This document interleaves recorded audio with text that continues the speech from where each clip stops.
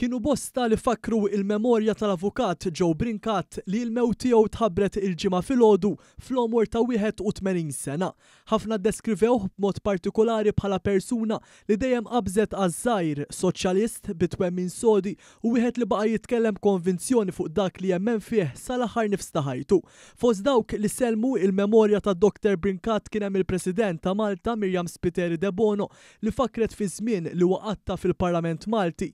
Waqt li waslet il-kondoljanzi tagħha lill-familja tiegħu, il-President qalet kif dawn żgur kellhom sem kbir u kienu warajh meta kien fuq quddiem fis-servizz li tal il-poplu.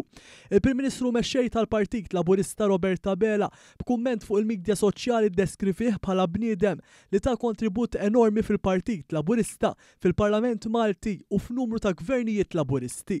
Dr. Abela tenna li l-vuċi ta' Dr. Brinkat kienet kostanti favuri twettiq tal-ġustizzja waqt li l-prinċipji soċjalisti sodi tiegħu kienu jispikkaw fih.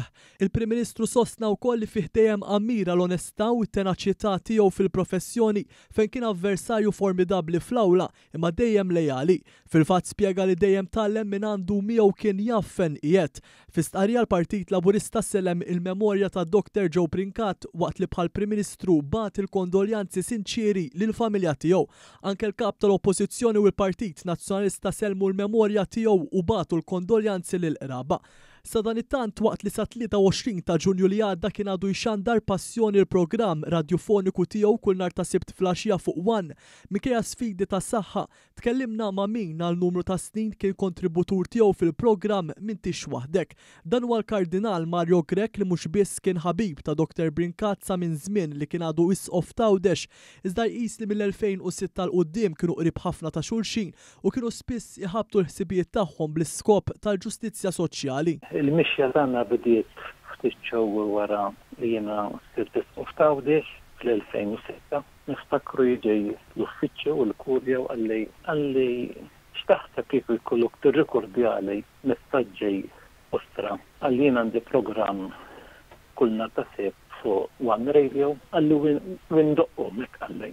Jien qedlu naħseb tkun eħfef nistgħu nagħmluha live bit-telefon għalli hekk aħjar. Minn qisu 2006 sa 3 snin ilu, jew sentejn ilu pratikament, kellna dal-appuntament ta' kull ġimgħa.